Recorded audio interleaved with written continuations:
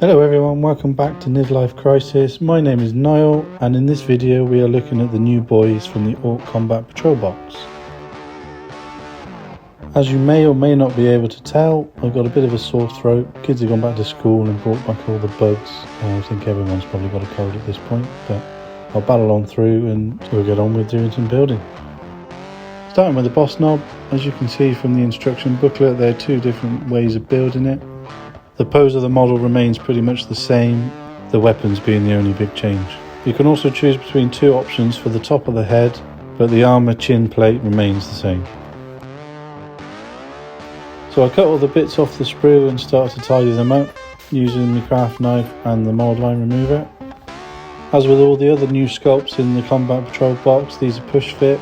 The mould lines and the clip points are in a pretty decent place. With everything prepped and tidied up, it's time to move on to gluing bits in place. Starting with the power claw, comes in two parts, just glue them together. With the power claw in place, I prepped the weapon in the other arm, in this case using a slugger, so drill out the gun barrel. It's not essential, but I like to do it and it adds a nice touch to the finished models when painted. The push fit parts of this model aren't so easy to put together. I find I have to use a bit of force and a tool to get them in fully. I suppose if you weren't gluing them together, you would want them to be pretty tight and stay together. Something we'll have to learn to live with, I suppose. With the arms attached, it's time to move on to the other leg. I put some glue in the fixing point and push the part in place. One thing I will say about the new style of model, the parts can only go one way, so it's quite easy to line them up, and I can fix the front in place without too much hassle. The head pushes into place nice and easy, then it's time to fix the chin armour plate. This is a little bit fiddly. I tried using tweezers, but in the end just decided to stick with my fat fingers. With the model mainly together, all that's left to do is glue on the little banner weapon pack on his back. So as you can see, the two different poses together, very similar, but obviously one's got the big chopper, one's got the slugger and the power claw. Moving on to the Boyz, first thing to note is that they're made up of mainly 3 or 4 parts.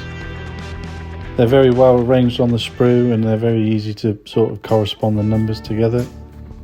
Working on and prepping one model at a time so I don't mix the parts together takes about 5 minutes a model, I suppose. The benefit of the new style models over the old is that you haven't got to wait for ages while the arms sort of glue in place. But a big negative is obviously you can't alter any of the poses. With the old Boyz you could twist the arms so the weapons were higher or lower, so you could add quite a lot of variety within your army. Within the Combat Patrol box you get 2 groups of 10 Boyz. This includes the boss knob. In the old box you used to get the boss knob plus 10 Boyz. One unit of 10 contains 5 choppers and sluggers, 3 shooters and 1 either rocket launcher or big shooter, plus the boss knob on top with the 2 weapon choices as seen previously. So that means in the whole Combat Patrol box you get 10 choppers and sluggers, 6 shooters, plus the 2 big weapons. This makes it impossible to have a unit of shooters only. Obviously there's only 6, and within a group of 10 you can only have 1 heavy weapon. I'm not sure how I feel about it, but I got 2 units of Boyz in the old style in my army already. One has got 9 choppers and sluggers and a rocket launcher. One has got 9 shooters and a big shooter. So I can either mix and match with those or keep them separate, I suppose. So I'm going to rest my voice for a couple of minutes while you carry on watching me put these together, and I'll see you at the end for the big reveal and a few more comparisons.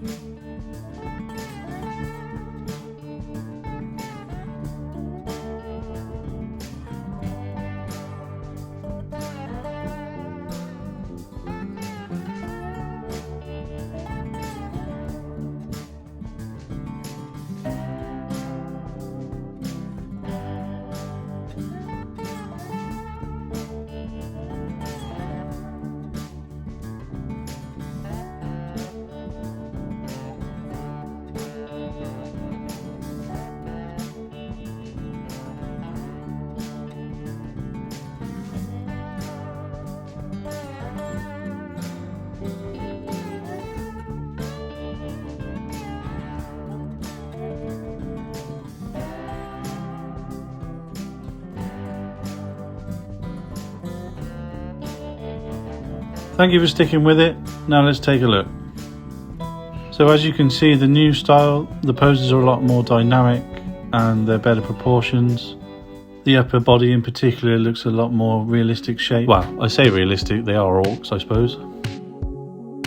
When you look at them alongside the old models, you can see the old models are a lot more hunched and squat. And they look like riding squigs has caused them to go bow-legged.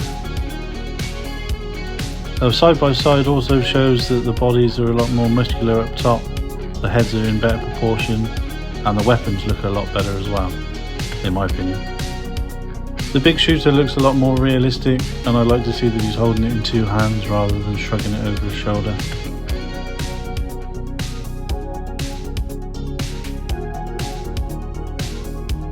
The boys with shooters look like they're actually having a fight rather than just standing waiting to shoot somebody. And I also really like the way the shell casings fly out the top of this gun on this particular model.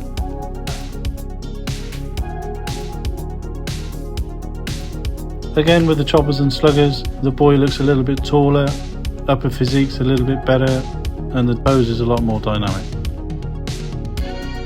Well, that's it for me. Thank you very much again for watching. Please like, subscribe and share and all that jazz. I'm still very new to this and the channel's still very young.